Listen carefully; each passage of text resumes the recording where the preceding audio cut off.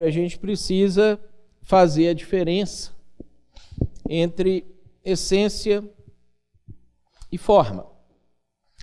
Então, a essência é tudo aquilo que a igreja é a partir da reflexão bíblico-teológica que a gente vai fazer. Então, por exemplo, a igreja é adoradora. Faz parte da essência da igreja adorar a Deus e promover formas para isso acontecer, conduzir as pessoas para esse processo, identificar se existem coisas que acontecem dentro da igreja que adoram e levam as pessoas a adorar a Deus. A forma é como a igreja vai fazer isso no momento histórico e no espaço geográfico em que ela está inserida. Então, eu posso adorar de diversas formas.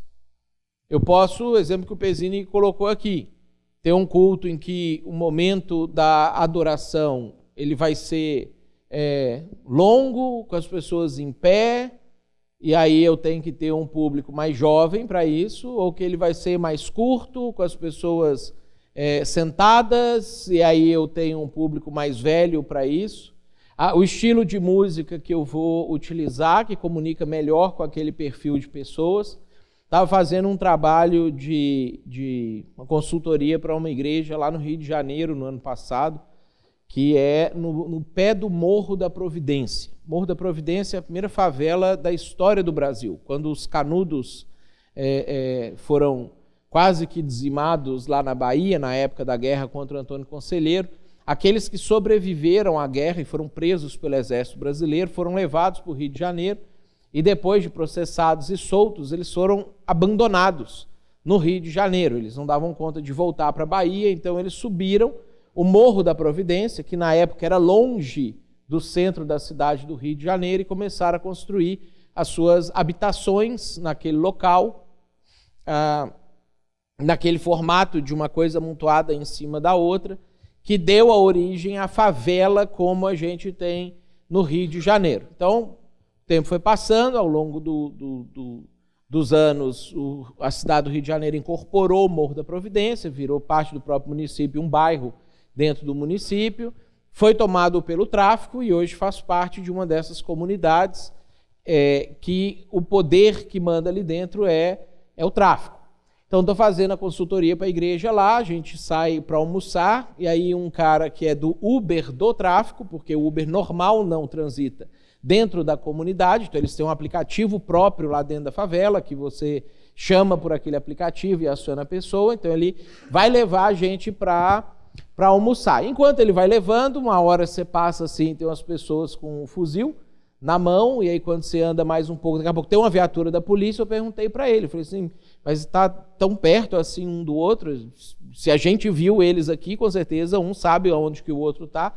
Ele falou assim, não, é porque quando a gente passou por aquela rua, ali era território do tráfico. Então a polícia não vai lá, porque esse destacamento da polícia não está aqui para combater o tráfico. Ele está aqui para proteger as pessoas desse pedaço de cá, que o tráfico não interfere em nada, de assaltos. Né? E aí ele me explicou, ele falou por quê? Porque dentro do morro, aí ele disse, eu durmo com a minha porta destrancada, eu não me preocupo se a janela ficou aberta ou fechada, eu ando com o meu celular na rua tranquilamente, porque lá dentro eu sei que eu não vou ser assaltado. Né? Por quê? Porque a pessoa que assalta, se ele assalta dentro do morro, o tráfico pega a pessoa e normalmente castiga a pessoa severamente, às vezes mata, às vezes com castigos físicos muito severos, muito cruéis. Se essa mesma pessoa sai da esfera do tráfico e assalta aqui do lado de fora, se ela é presa, ela vai ficar 1 ou 2 dias na cadeia, ela vai fazer uma audiência e ela vai ser solta. Então, não vale a pena para quem vai assaltar lá dentro. Então, quando eu saio dessa região, eu guardo meu celular no bolso, eu fecho os vidros do carro e eu fico atento, porque aqui eu posso ser assaltado. E aí ele foi explicando ali o contexto. Quando eu estava fazendo ali a consultoria então com a igreja, eu fui começar a perguntar para eles a respeito do estilo de música. Né? Então, que estilo de música que eles usaram na igreja? Aí eles foram explicando uma situação e outra, não sei o quê, e era basicamente Wiener e Hillsong, que eles estavam usando dentro da igreja. Aí a gente foi conversando, mas como é que funciona, como que as pessoas enxergam música, não sei o quê, os shows, quando faz show misturado do gospel com o funk da favela e não sei o quê. Aí eles falaram que eram músicas do tipo aquelas antigas da Cassiane, aquelas músicas mais, eu não sei o nome exato daquele estilo, mas que é aquele que vai arrastando assim, né? 500 graus de puro fogo santo e poder. E aí é esse tipo de música. Aí eu perguntei para eles assim, por que vocês não louvam a Deus aqui na igreja com esse estilo de música? E aí não tinha uma resposta. Eles faziam simplesmente o que eles achavam uma igreja lá como modelo que usava músicas do Hillsong, e aí então eles só copiavam as músicas que eles viam acontecendo numa igreja que era a igreja referência deles lá, que não comunica com as pessoas da região onde eles estavam e que eles queriam alcançar. Então, a forma é eu pegar a essência e embalar ela de uma maneira que faça sentido para as pessoas que foi definido como o público-alvo daquela igreja. Então, a ideia é que a gente precisa diferenciar essência e forma. Por quê? Porque essência eu não posso mudar. Eu não posso, para alcançar o público LGBT, atualizar a Bíblia. Eu não posso modificar a doutrina bíblica sobre o assunto para ficar mais palatável para um grupo que eu quero alcançar.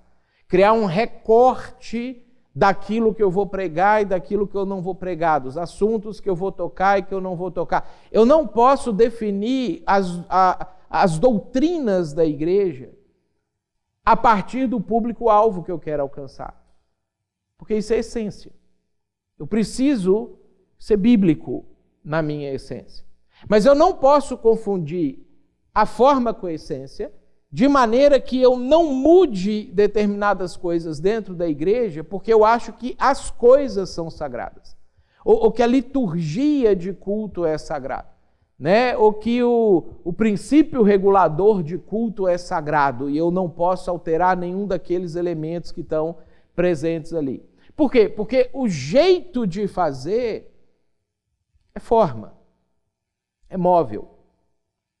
Então, uma vez que a gente define isso, a gente começa a construir as estratégias da revitalização. Quais são os elementos da forma que eu vou mexer, que eu vou mudar, que eu vou conformar para as pessoas que eu quero alcançar, que eu vou transformar em algo mais inteligível, mais compreensível para as pessoas que eu quero alcançar, sem mexer na essência do Evangelho, sem mexer na eclesiologia, na parte da missão da igreja. Então, a gente tem um exemplo dessa questão da diferença. Paulo, ele vai pregar o Evangelho.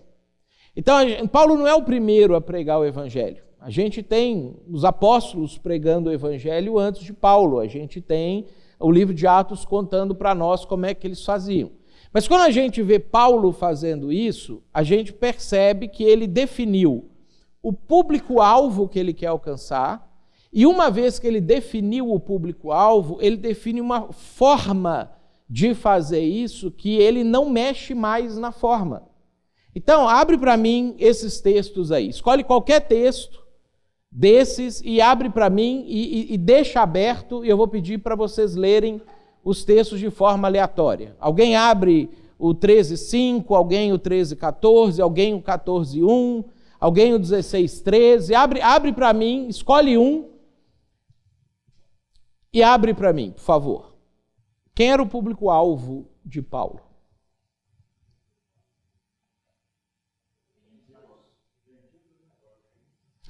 O público-alvo eram gentios. O público-alvo de Paulo não eram judeus. E ele fala sobre isso, inclusive nas suas cartas. Ele explica isso, que Deus enviou ele para alcançar os gentios e como que isso aconteceu. E, de fato, Paulo é o grande exemplo da igreja gentílica até hoje, né? A base da teologia da igreja gentílica é o apóstolo Paulo. Agora eu vou para os gentios. Mas quando ele ia para os gentios, aonde ele começava a pregar? A gente passou pelas 3 viagens missionárias de Paulo aqui. Tem uma exceção no texto que a gente leu, que é o 16:13, que ele não vai numa sinagoga. Por quê? Porque em Filipos não tinha sinagoga. Qual que era a estratégia de Paulo, que Paulo definiu? Se o meu público-alvo são gentios, se eu chegar simplesmente em qualquer lugar, na praça, bater de porta em porta, na casa dos gentios, e começar a pregar, a chance de eu alcançar essas pessoas é muito pequena. É muito difícil que um gentio vai abrir a porta para um judeu, para um testemunho de Jeová, receber o cara na casa dele e, quer ouvir a palavra do evangelho? E começar a dialogar com o cara. Então, Paulo mapeou aonde que ele ia encontrar gentios que estavam abertos a ouvir um judeu falar de religião. Então, ele descobre que nas sinagogas tem 3 públicos. Você tem um judeu, que saiu da terra dele, ou o antepassado que saiu da terra dele, que ele está ali, ele frequenta a sinagoga, o pai dele frequentou, o avô frequentou e etc. Você tem o prosélito, que é um gentio que já converteu ao judaísmo, já circuncidou, já passou pelos processos de a conversão todos que eram exigidos, já se batizou na mikvei, já ingressou na cultura judaica, e você tinha gentios curiosos, abertos ao evangelho, ao judaísmo, que estavam considerando a possibilidade de fazer parte daquilo ali. Então Paulo chegava numa cidade, ele entrava numa sinagoga, ele começava a pregar, ele tinha as credenciais para poder fazer isso, porque ele era um fariseu. Então ele apresentava as credenciais dele, o chefe da sinagoga então abria espaço para que ele pudesse aplicar o texto da Torá que estava sendo lido naquele dia. Paulo sempre sabia qual texto seria lido no próximo sábado, porque o judeu tem um sistema de culto que ao longo do ano, todo 3º sábado de março da história, vai ser lido o mesmo texto da Bíblia, da Torá, casado com alguma porção dos profetas ou dos escritos. Então ele já sabia o que seria pregado, e aí ele pegava esse texto e ele apresentava a explicação do texto, culminando com Jesus é o Messias. Então o que acontecia? Ele às vezes ficava 2, 3, 4 sábados pregando na sinagoga. Chegava um momento que os judeus entendiam o que ele estava fazendo e barravam ele, não permitia mais que ele pregasse, expulsava ele das sinagogas. Mas alguns prosélitos começavam a dar ouvido ao que ele estava falando, porque o prosélito já é um cara predisposto à conversão. Porque ele já passou por uma primeira conversão, ele já topou abrir mão da religião anterior, porque ele está em busca da verdade, ele não está preso necessariamente a uma tradição. E o gentio curioso, vendo o debate acontecendo, tende a ficar do lado de quem ganha o debate. Então Paulo estabelecia um debate na sinagoga, ganhava a discussão com o chefe da sinagoga ali, o chefe da sinagoga apelava e expulsava ele, mas agora ele tinha um grupo de gentios que falava assim, não, eu quero ouvir esse cara. Aonde é que você vai semana que vem? Ele falou, não, semana que vem nós vamos reunir na casa de fulano de tal, ou na praça tal, ou na escola de Tirano, E aí ele iniciava a plantação da igreja dele ali. Então o que ele fez? Ele definiu um público-alvo. Ele tinha a essência, o evangelho. Se você pega as pregações de Pedro em Atos 2, de Paulo em Atos 13, de Paulo em Atos 17, você vai perceber que a hora que eles chegam na parte da pregação do evangelho, seja Pedro, seja Paulo, seja no ano 30, seja no ano 50 depois de Cristo, a fundamentação é a mesma. Ele chegava numa parte que ele falava, Jesus ressuscitou, então você tem que se arrepender. Todos os discursos de Pedro e de Paulo chegam nesse momento. Quando ele falava para judeu, tanto Pedro quanto Paulo usava o Salmo 16 como fundamentação para provar que Jesus tinha ressuscitado. Então a base, a essência, a base era a mesma. Agora, a construção do discurso e o local onde o discurso vai ser feito, e a forma que isso vai acontecer, Paulo define a partir do público dele. Uma vez que ele cria essa definição, por 20 anos, ele repete exatamente a mesma forma. A forma é sagrada? Não. Nenhum de nós nunca vai entrar na sinagoga para fazer isso. Nós não vamos ler o livro de Atos e falar assim, puxa vida, Paulo fez isso 8 vezes, quer dizer que a Bíblia está nos ensinando a fazer exatamente essa mesma coisa. Não. Porque o nosso contexto não tem nada a ver com o contexto que ele estava enfrentando naquela época. Agora, a gente precisa entender o que é a forma que vai ser eficaz dentro do contexto que a gente está vivendo, para que então a gente comece a repetir esse mesmo tipo de ação para esse mesmo tipo de público que você definiu que você vai alcançar. Deu para entender isso, gente? Deu para ver, então, como que a coisa ela vai... Agora, a forma não é sagrada. Inclusive, a gente não faz do jeito que eles faziam mais. Mas a gente prega a mesma mensagem. A gente tem que chegar no final das contas e falar assim, Jesus ressuscitou, você precisa arrepender dos seus pecados. Eu não posso mudar isso. Eu não posso tirar nenhum desses elementos da minha comunicação. Mas o formato eu preciso mexer. Então, o que é essência? Talvez aqui a gente tenha um rol, você pode acrescentar mais algum elemento, talvez, que você olhe e fale assim, não, na minha igreja eu acho que eu tenho um elemento de essência a mais, né? Então, evangelização não é uma opção. A igreja não pode falar assim, não, meu público-alvo não gosta de ser evangelizado, então eu não vou evangelizar ele. Né? É essência. Você tem que evangelizar. Adoração, pregação. Não, pregue o evangelho, se necessário, use palavras. Você não pode fazer isso. Porque a Bíblia diz que a fé vem pelo ouvir a palavra de Deus, não pelo ver as atitudes das pessoas que vivem a palavra de Deus. Então eu preciso comunicar verbalmente, pregar a palavra de Deus. Comunhão com Deus, a essência. As pessoas que são muito céticas, se eu colocar oração na igreja, eles não vão gostar muito. Não posso mexer nisso. Comunhão com os irmãos. Meu pessoal aqui não gosta muito de relacionamento, eu vou fazer uma igreja online que as pessoas só assistem e vão viver a fé nas suas vidas e elas não precisam se relacionar com irmãos, com outras pessoas de outros momentos. Não posso mexer nisso aí. Ensino, multiplicação. Nós vamos fazer uma igreja para esse pessoal aqui ser crente para sempre. Nós não vamos multiplicar. Então, a gente não tem opção de fazer isso. Essas são as coisas que você precisa identificar se existe na sua igreja. Porque isso aqui é essência. Isso aqui não pode não existir. Não é uma opção para nós não ter essas coisas acontecendo.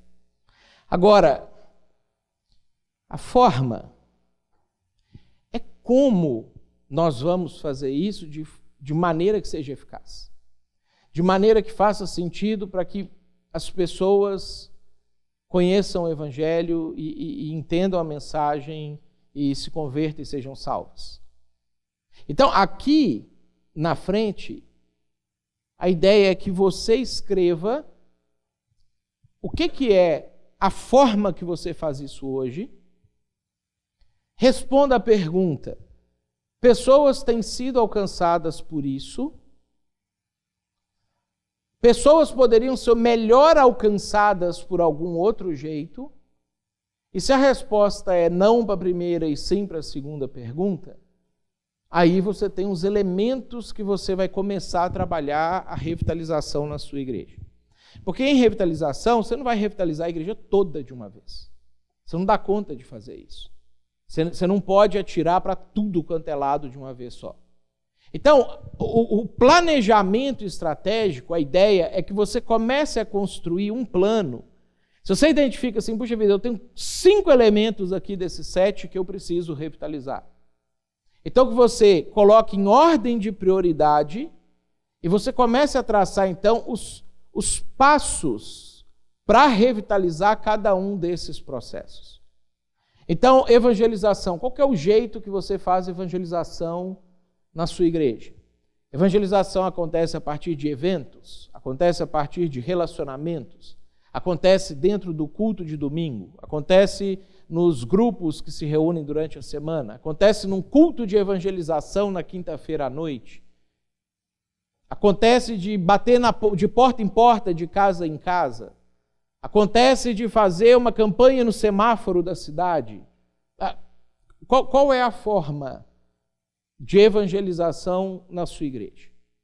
Ou as formas, às vezes você tem 2 formas, às vezes você tem 3 formas, às vezes você tem um departamento de evangelização.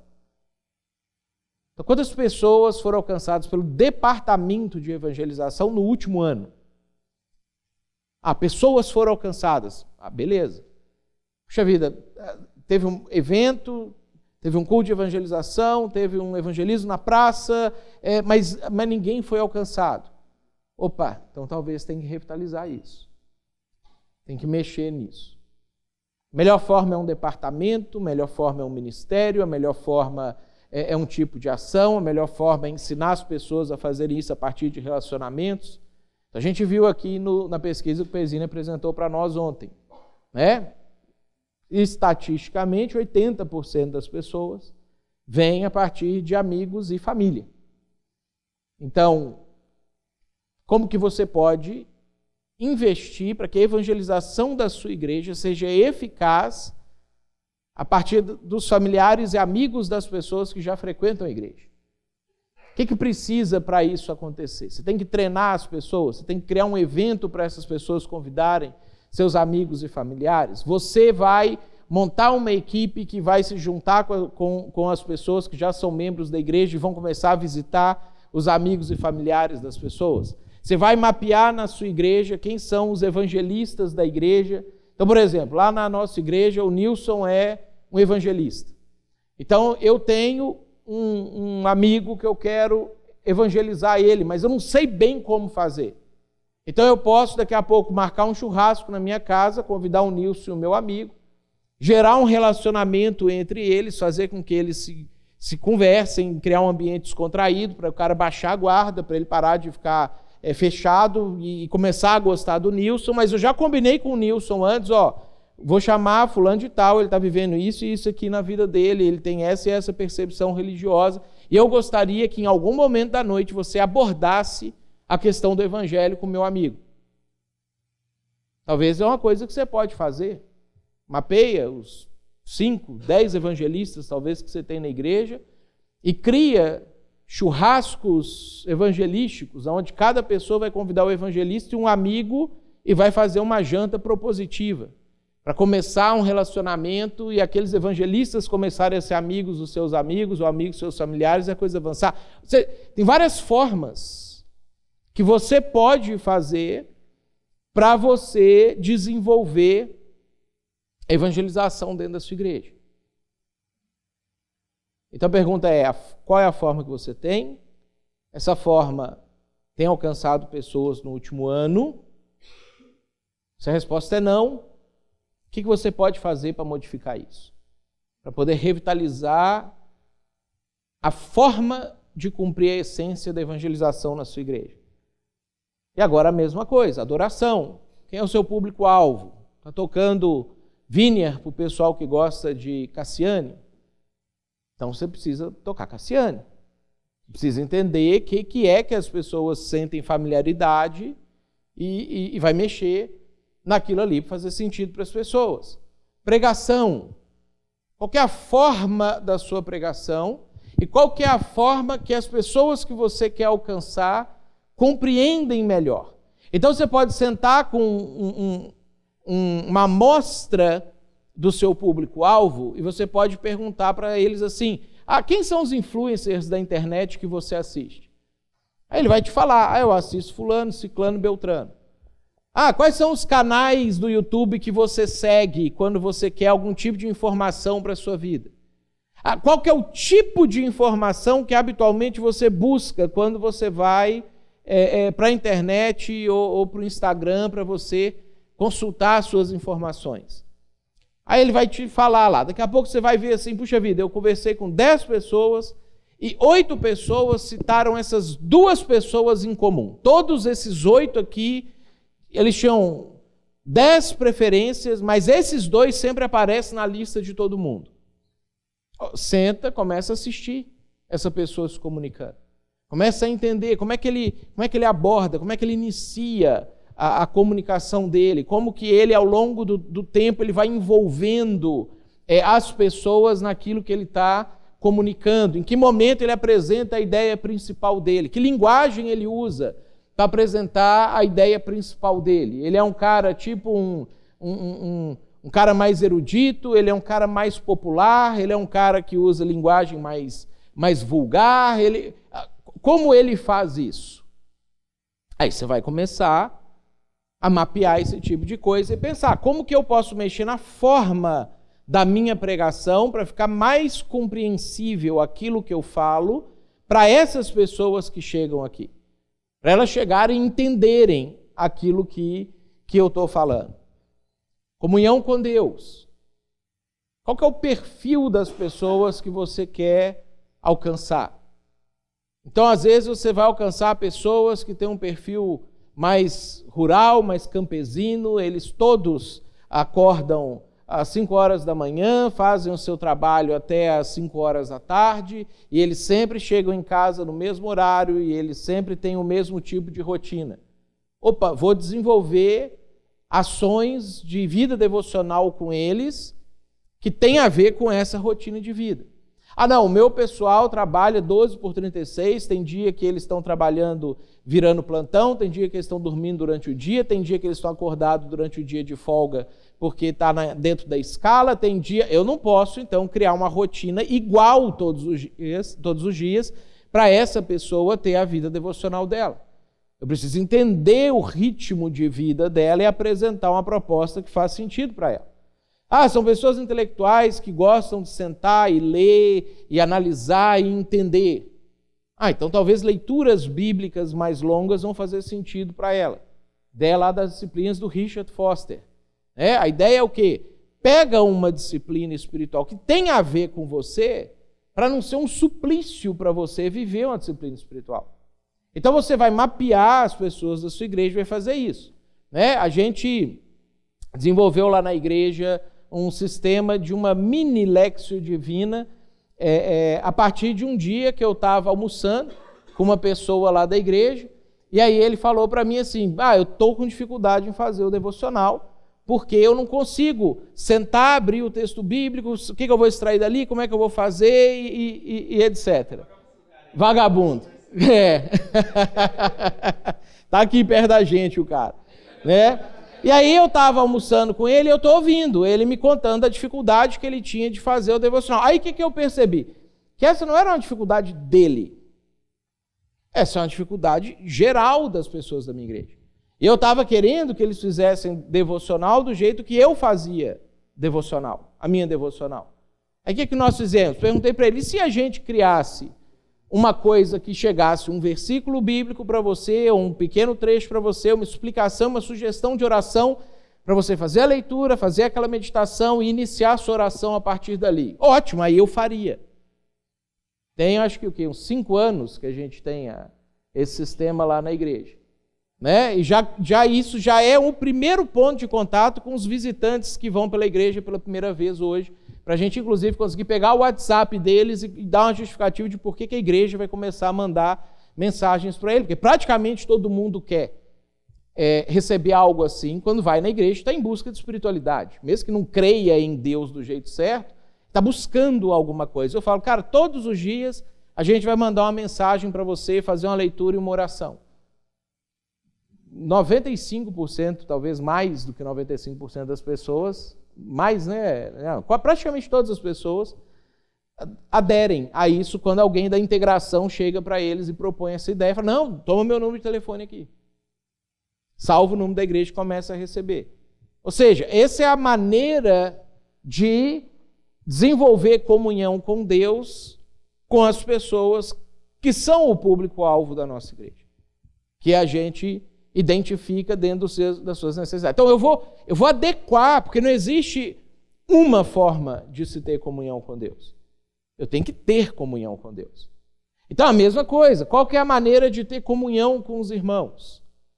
Então, o sujeito que trabalha das 5 às 5 e chega em casa é uma forma. O cara que é 12 por 36 vai ser outra forma. O cara que trabalha de domingo a domingo é outra forma. Eu preciso encontrar um outro jeito para isso acontecer. Ele tem chance mesmo aumenta a chance dele ir para o inferno. Então, porque ele tem que ter comunhão, a igreja precisa desenvolver isso para ele, prover isso para ele, só que eu tenho que entender essa situação. Quando eu morava lá em Belo Horizonte, praticamente 100% das pessoas fazia faculdade de segunda a sexta, à noite. Trabalhava o dia inteiro e fazia faculdade à noite. Aí a igreja que eu fazia parte antes de ser da Betânia desenvolveu um grupo de comunhão que começava às 20h45. Porque o pessoal saía então da faculdade, o perfil desse público não é de dormir cedo, eles não se importam de passar o dia trabalhando, passar a noite estudando e ainda ir para casa de um amigo e ficar batendo papo, conversando e não sei o quê. Pecadores também, tudo pecador. Então, 20h45 começava o grupo. Começava com o quê? Com a janta. Porque as pessoas chegavam com fome. Então, eu não vou dar grupo e depois dar o lanche para o cara na hora dele ir para casa dormir. Então, começava com uma janta, chegava lá, jantava, começava a bater papo com as pessoas, não sei o quê. Ali pelas 11h30, 11h40, o líder do grupo juntava as pessoas, o pessoal sentava no sofá, nas cadeiras, aí tinha o momento de comunhão, de estudo bíblico, de compartilhar, de oração. Ali pela 00:30 acabava, o pessoal ainda batia papo até 1h30 e ia embora para casa. Isso funciona aqui em São Leopoldo? De jeito nenhum. Aqui, dá 10 horas, não tem nada na cidade. O pessoal foi todo para toca. São mais crentes aqui. Então não adianta eu inventar isso. Não, o pessoal universitário vai sair da universidade e vai fazer um troço desse. Não, aqui não vai acontecer. Aonde procurar o quê? O que está acontecendo? Tem. O clima é extremo aqui. O clima aqui é extremo. Lá é mais ameno.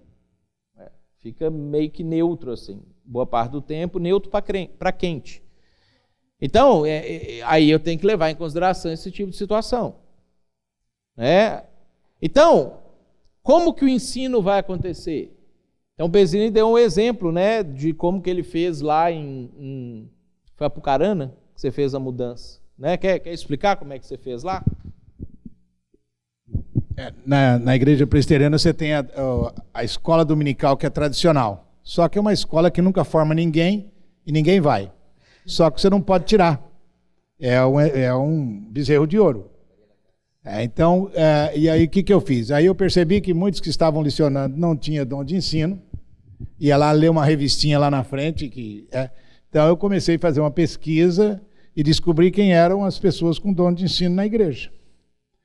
Aí eu escolhi um grupo que realmente tinha dom de ensino, que já lecionavam na faculdade, estado e etc. Dei um treinamento.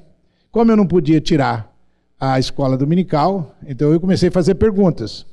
Quantos domingos tem no ano? 52. Ok. Quantos domingos realmente acontece a escola dominical? 45. 42, 45. Tá, 45. Quanto tempo de aula nós temos? 1 hora. 1 hora não, 50 minutos mais ou menos. Então nós temos mais ou menos 40 horas aulas no ano. Vocês não acham 40 horas aula no ano, sendo que uma matéria em qualquer lugar é 40 horas, mas num ano vocês não vão conseguir lembrar o que vocês estudaram em fevereiro. Aí eu propus algo, eu criei um currículo, e aí eu comecei, esse currículo era dado de domingo, com esses professores, e aí também na quarta-feira à noite, das 8 às 10 da noite. Então, em vez de ter 40 horas aulas, eu tinha quanto? 120. Aí o que eu fiz? Para aumentar, eu criei mais, cada trimestre, um retiro de 20 horas aulas. E com isso aí, no final, quando as pessoas terminavam, eu oferecia um certificado bonito e eu fazia isso no culto. As pessoas achavam massa, não valia nada aquele certificado, mas elas punham num quadrinho e penduravam lá na parede da casa delas. E com isso outras pessoas eram atraídas e se matriculavam. Cara, a gente foi algo fenomenal, né? Tanto é que teve ano da gente batizar 113 novas pessoas. Em 7 anos eu batizei mais de 500 pessoas. Então essa é a ideia. Você vai identificar uma coisa que não está funcionando, mas que a essência dela precisa acontecer. Então você vai revitalizar, modificando a forma daquilo ali, para alguma coisa que funciona. Multiplicação, mesma coisa. A igreja ela precisa multiplicar. Uma igreja precisa chegar ao ponto que ela consiga plantar novas igrejas. Porque a gente precisa ser uma bênção para todas as famílias da terra. Então como é que eu vou fazer isso? Eu vou plantar uma nova igreja a partir da minha própria igreja local? Eu vou treinar um plantador, levantar recurso financeiro e enviar ele? Vou me unir com outras igrejas e a gente vai levantar um plantador, juntar os nossos recursos financeiros e começar a multiplicar a nossa igreja? Vou encontrar uma pessoa que já está fazendo, já tem iniciativa, já está dando os primeiros passos na plantação e que talvez, se ele caminhar sozinho, ele vai demorar 5 anos para poder plantar a igreja e eu vou então colar nele, ajudar com recurso financeiro, acompanhar, etc., e fazer com que ele faça em 2 anos o que ele ia demorar 5 anos para fazer. O meio, a forma, você pode fazer do jeito que você entender que faz mais sentido para a sua igreja, mas a essência precisa acontecer. Você precisa identificar uma maneira de você plantar igrejas, da sua igreja se multiplicar, dela investir em novos lugares para que outras pessoas possam ser alcançadas também a partir da sua igreja local, da sua comunidade local. Então, e aí você tem que avaliar.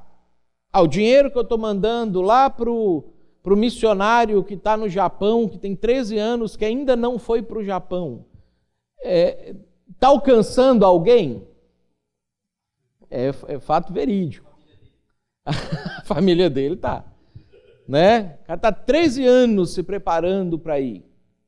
Não, nós damos oferta missionária e estamos se multiplicando. Está se multiplicando?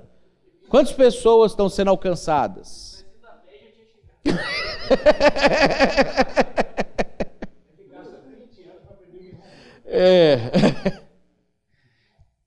Não, eu estou dando dinheiro, mas não está alcançando. Tem que mudar. Tem que revitalizar a forma de se multiplicar.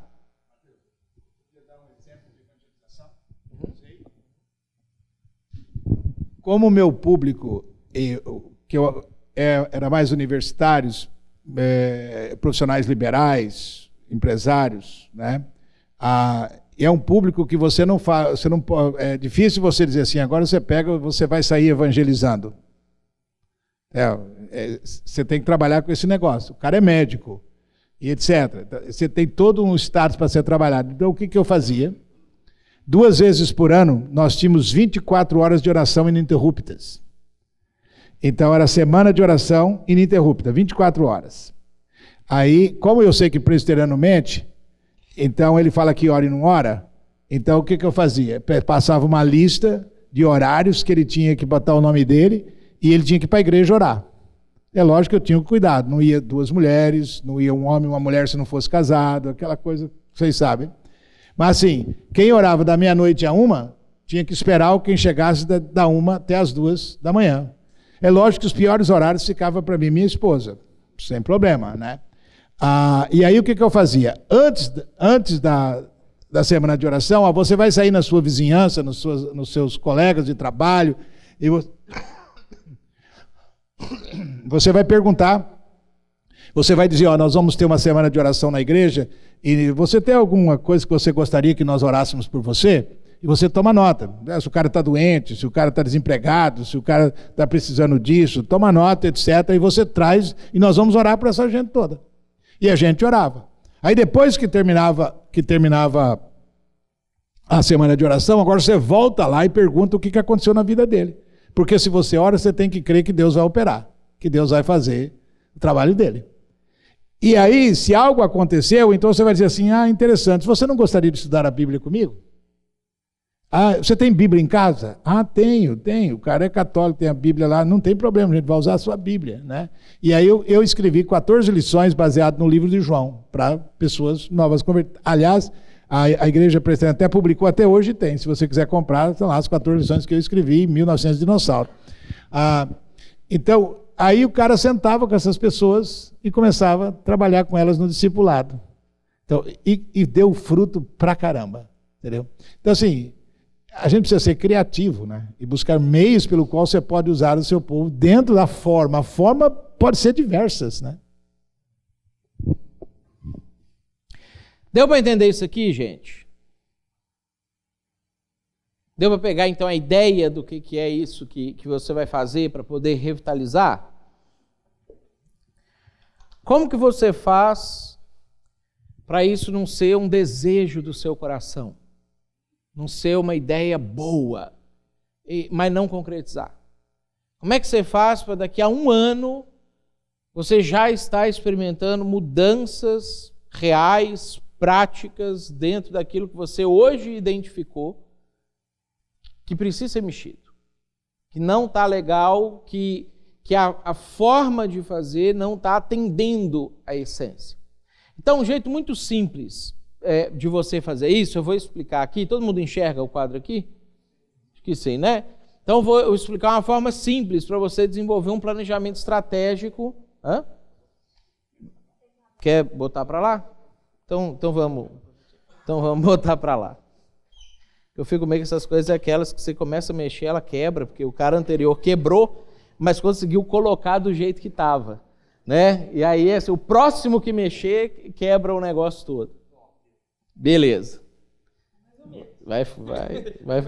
Eu acho que está ótimo. Então, olha só.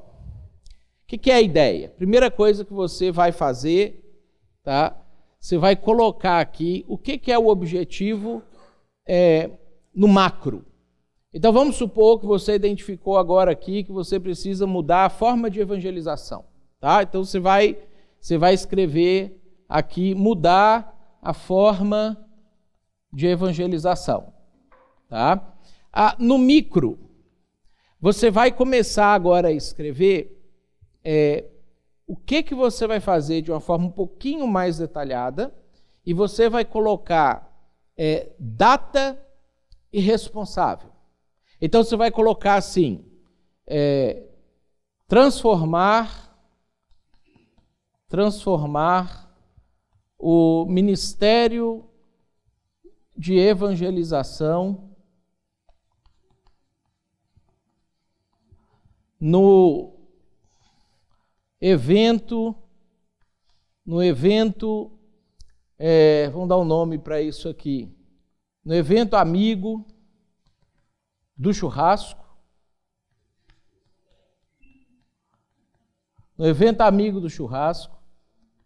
até dezembro de 2023, através da capacitação e definição dos evangelistas. Então, olha só, o que você fez aqui agora?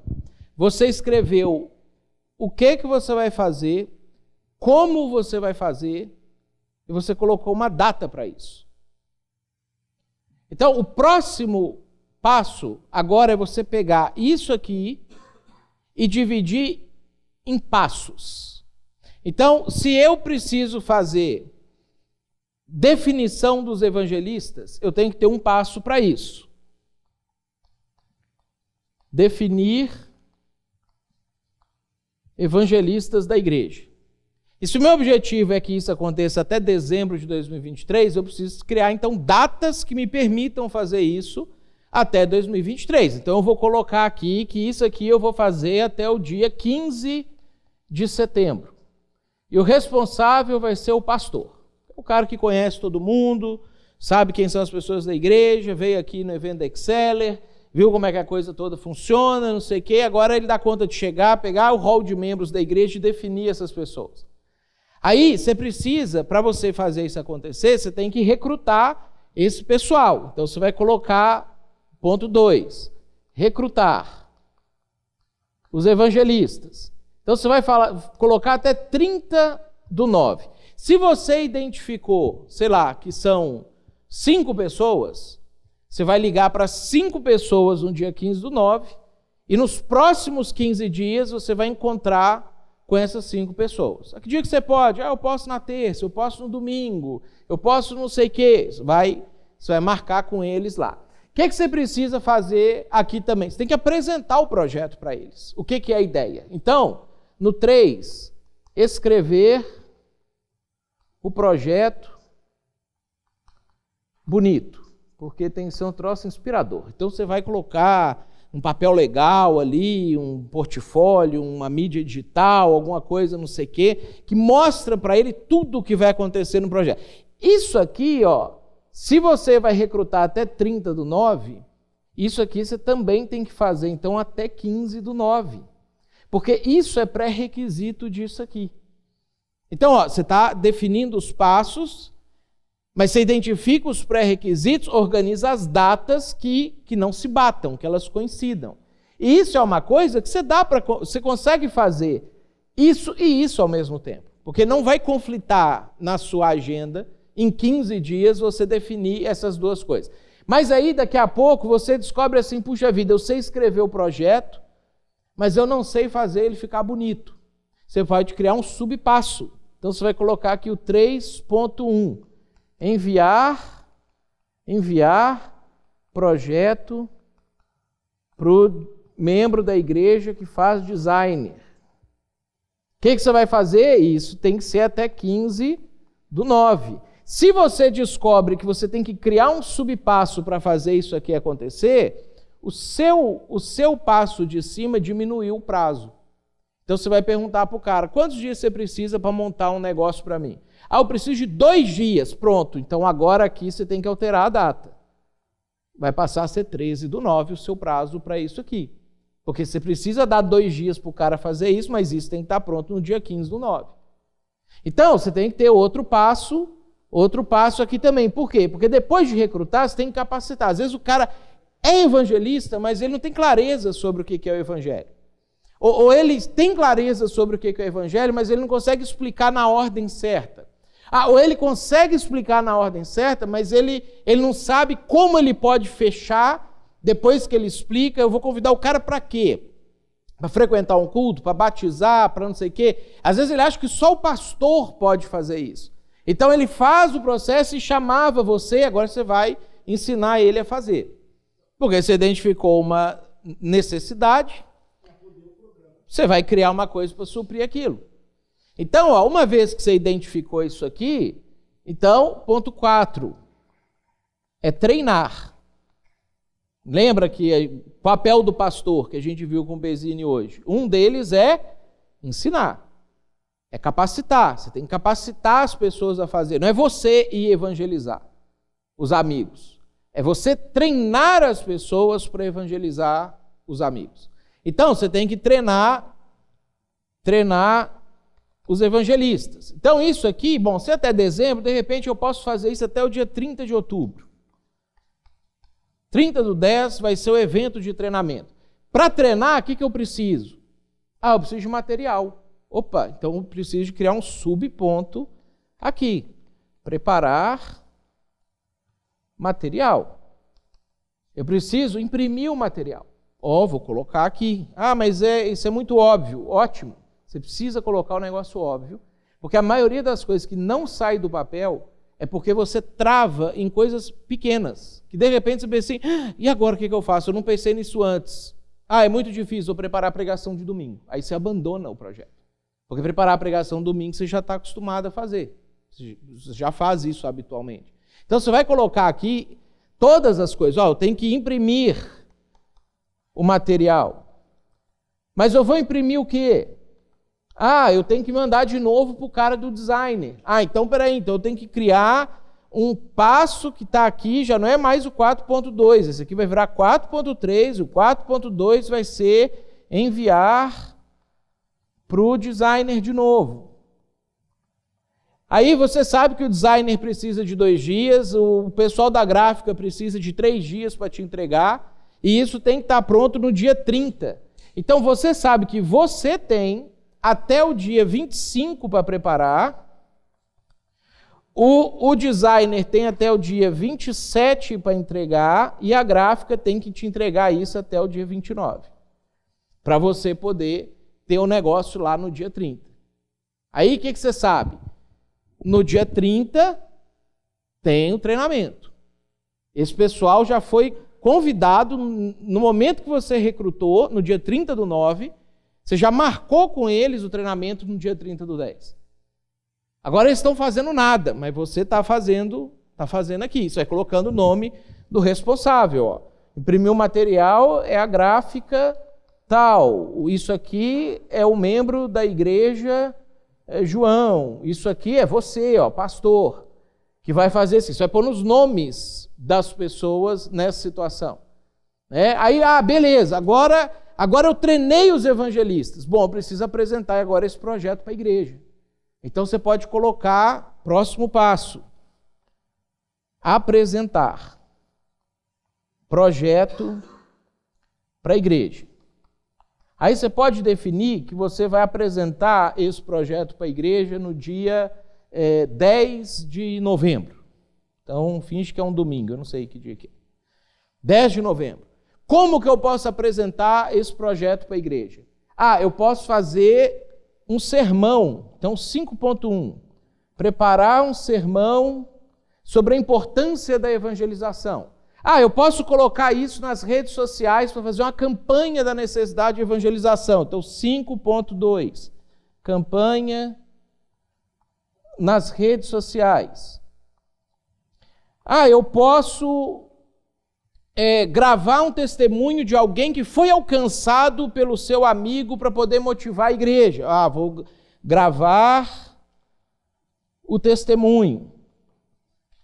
E a mesma coisa, se você tem que fazer isso até o dia 10 de novembro, você vai colocando as datas aqui que vão deixar tudo isso pronto para acontecer no dia 10 de novembro. Aí você faz lá a pregação, coloca o vídeo, lança a campanha a partir desse momento, o negócio está acontecendo, as pessoas da igreja estão empolgando com esse negócio.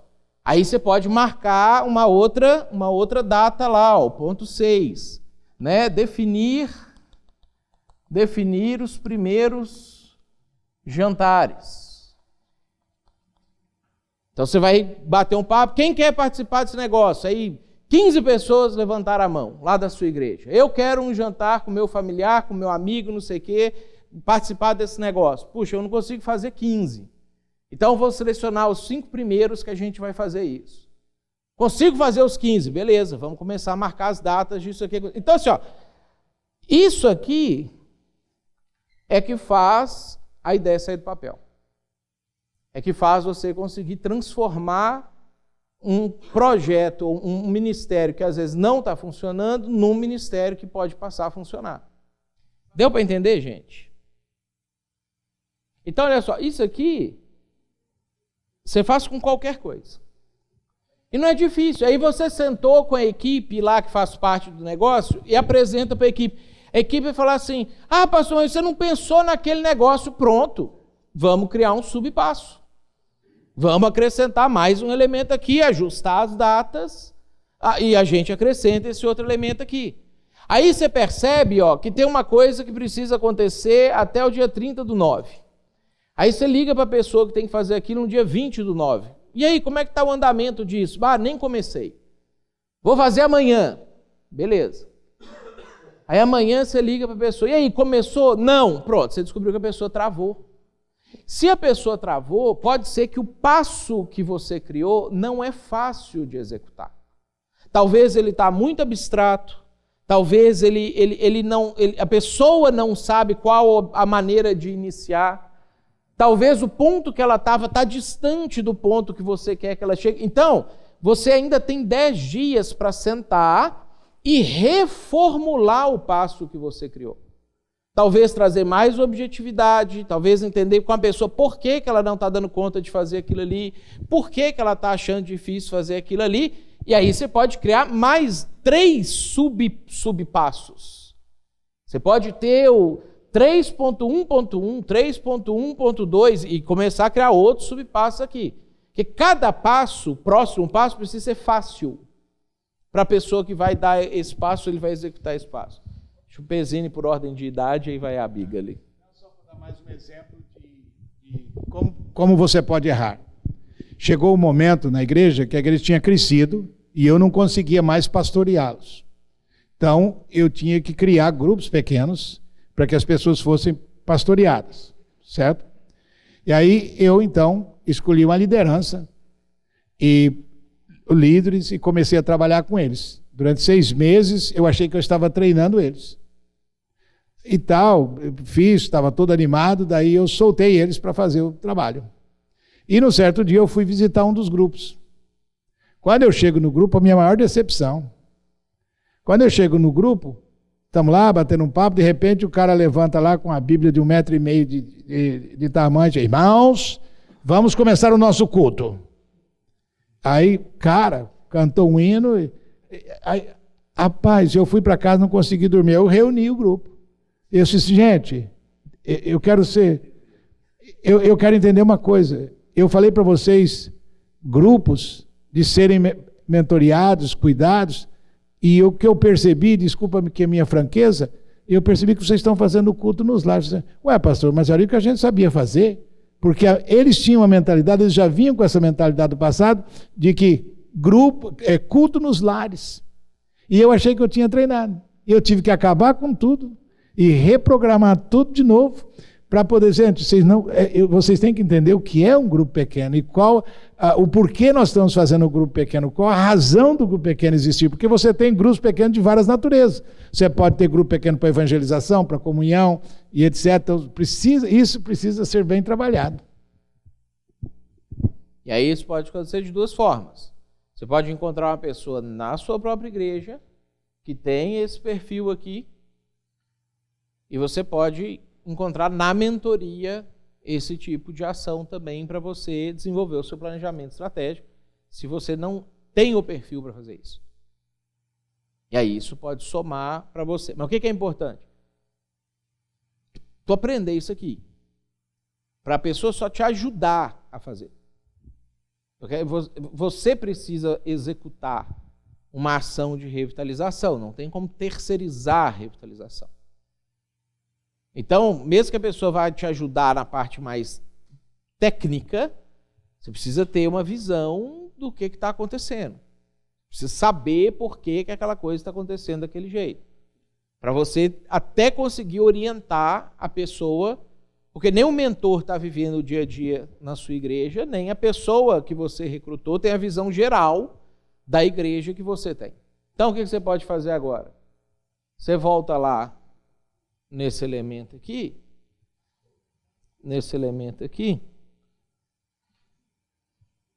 e você pode, dentro do que você identificou, colocar assim, puxa vida, vou eleger aqui a prioridade de revitalização na minha igreja, para eu começar esse planejamento estratégico com aquilo ali. Então, até dezembro eu vou fazer nesse item, depois até julho do ano que vem eu vou fazer esse outro item, depois até dezembro do ano que vem eu vou fazer esse outro item. Então, cada vez que você põe um para rodar, você já pode iniciar outro. Já pode começar outro, montar uma equipe de trabalho para aquilo ali, começar outro processo para fazer aquilo ali. Ou você pode montar uma equipe de trabalho para tudo, designando pessoas dentro da equipe para supervisionar algumas dessas áreas junto com você. É outra forma de você fazer também. Simples. É um povo com menos educação informal, é uma coisa. Se for um povo universitário, é uma outra coisa, não é? Agora, a pregação também você pode definir, aí você pode começar a trabalhar, né? Mas essas duas coisas primeiras, ela depende de um estudo do local onde a sua igreja está localizada e de seu público-alvo a ser alcançado, né? E a comunhão também, porque a comunhão também depende do seu público, não é? Se você tem um público onde, vamos supor, pessoas aposentadas, é muito mais fácil de criar um organismo para comunhão. Mas se você tem um público como, por exemplo, são pessoas que trabalham o dia todo e estudam à noite, é outra coisa, né? Então são fatos curiosos que precisam ser trabalhados, orado e buscado discernimento de Deus com bastante afinco para que você tenha um bom planejamento estratégico. E quais são talvez algumas armadilhas que você pode ter no caminho, né? Fez a leitura errada. Você pode fazer o melhor planejamento estratégico, fazer a melhor mudança, não vai ter efeito. Fez a leitura certa, recrutou as pessoas erradas. A gente viu na palestra da manhã do Pezzini ali o chefe de 10, 50, 100 mil. Recrutou um chefe de 10, uma posição de 100. Não vai acontecer. Então, você pode criar um planejamento fantástico, pode ter feito a leitura certa, a pessoa não vai conseguir executar. Então, você precisa tomar alguns cuidados dentro desse processo, por isso que aí você tem que reunir tudo que a gente teve nas nossas palestras ontem e hoje, para você conseguir entender quem é a persona que eu estou alcançando. Quem são as pessoas que eu tenho na minha igreja? Como que eu posso identificar os perfis? Apóstolo, profeta, evangelista, pastor e mestre. Como é que eu posso identificar o perfil de capacidade? 10, 50, 100 mil. Como é que eu posso identificar o perfil de caráter? Não é ganancioso, é temente a Deus. Como é que eu posso identificar o perfil de competência? Aí você vai analisar todas essas coisas para você montar a sua equipe, para você então definir quem vai assumir o quê, como e quando essas coisas vão acontecer. Tem um exemplo que a gente dá do mundo corporativo que é interessante pensar. Diz que uma certa companhia enviou um consultor para um determinado país para fazer uma pesquisa, porque ele queria ver se entrava lá vender tênis. Aí o consultor voltou com a seguinte conclusão: olha, é arriscado demais você montar uma fábrica de tênis naquele país, porque o povo não importa com calçado. Aí um outro consultor foi e voltou dizendo: cara, vamos arrasar. É agora que a gente precisa fazer isso, porque a gente percebeu que aquele povo tem uma necessidade de tênis. Percebe-se? Então, no planejamento estratégico, as perguntas certas, elas são de extrema importância na hora de analisar o seu contexto, né? Então, se você acertar, você vai ter resultado. Se você não acertar, os resultados não virão. E a gente tem trabalhado, por exemplo, eu dei uma consultoria há uns anos atrás no presbitério de Rio Preto. Eram 4 congregações que é daquelas que tinha a cabeça de bode enterrado lá e não ia de jeito nenhum. 3 delas eu ajudei, montei o planejamento estratégico, em pouco tempo se transformou em igreja, estão crescendo. A outra eu mandei fechar. Quando eu cheguei no local, eu disse: cara, isso não vai de jeito nenhum. Olha o nome que tinha dado na igreja. Só o nome já dizia alguma coisa. A congregação da primeira igreja presbiteriana independente de São José do Rio Preto. Cara, quem que vai lembrar esse nome? E agora nós estamos terminando um trabalho com 3 congregações, uma em São José dos Pinhais, outra em Morretes e outra em Guaratuba.